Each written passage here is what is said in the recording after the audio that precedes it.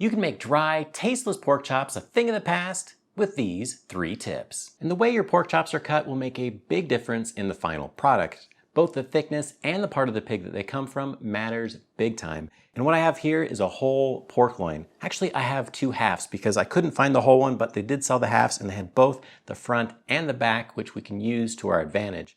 If I had to pick between these 2 halves, I would always go with the front half, and they call this part the blade end because it's a lot closer to the shoulder, which is right next to that favorite low and slow cut, the pork butt.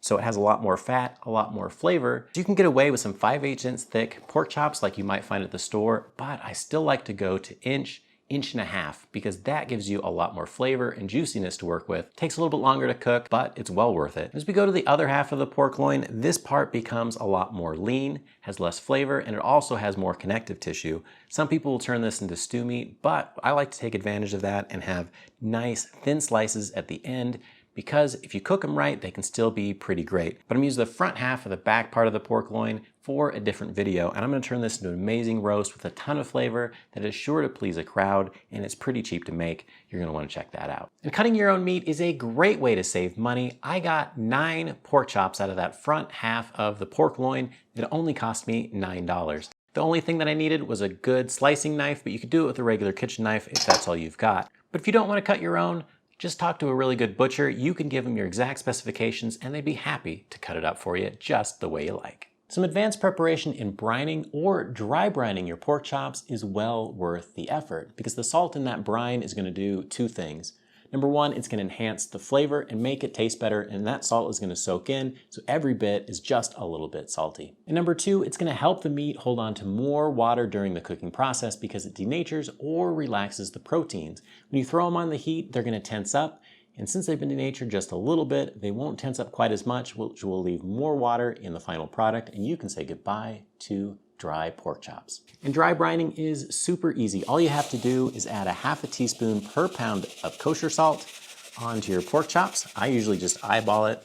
If you're using the metric system, that's about 2 grams per 500 grams of meat. And that ends up being just enough to be able to work the magic, but gives you a little bit of headroom. So that way, if you have a seasoning that you really like that has some salt in it, or if you want to put some finishing salt on the pork chops, you still can. Then I'm going to leave them uncovered in the fridge for somewhere between 2 and 12 hours. If I'm brining pork chops, it's really just a marinade that has some salt. And one of my favorite for pork chops is Steve Reichland's garlicky pork chops. He has it in the book, The Barbecue Bible. He also has posted it online, but that takes a lot of work to be able to do all the chopping preparation for it. What I'm going to do instead is I'm going to grab my good friend, Mr. Yoshida's, and then I'll add a few cloves of garlic to the marinade for a really nice touch. It's not going to be the same, but it's still good on its own, and it's super fast, and that makes it a great weeknight meal option. It's also a great way to use those thinner pork chops that are on the lean end because they need a little bit of extra help and flavor, and the marinade does a good job of that.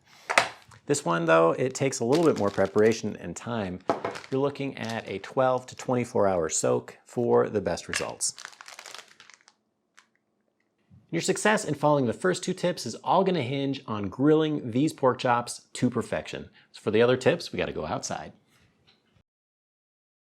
For thin pork chops, they're really easy to overcook, so I'm going to cook them over high heat and then flip them every minute or so until they're the color that I like and they come up to temp. But I'm going to keep a safe spot on the grill that's cooler, so that way if things get too brown before they get cooked, I can put them over there so they come back up just a little bit slower and they don't end up getting burnt. And thicker pork chops like these ones, or pork chops that are covered with a marinade that has sugar, need to be cooked at a lower temperature over medium heat, so that way they cook evenly and that the marinade doesn't burn. I'm going to flip them every 2 minutes or so, and I'm going to do the same thing that I did with the thin steaks. You always keep a safe spot on your grill, and that way I can push it over there when they're the right color, and then they'll come up to temp slowly so they cook evenly. If you're cooking pork chops or really any kind of meat, you need a good digital thermometer, so that way you can pull the meat at the exact right temperature when it's done to perfection. For me, I'm using the ThermaPen 1 because it's accurate and measures within a second, which means I can get my hand in there and out, close the lid, and back to cooking a whole lot faster. When it comes to pork chops, they are best pulled at 145 degrees Fahrenheit and then left to rest for a few minutes.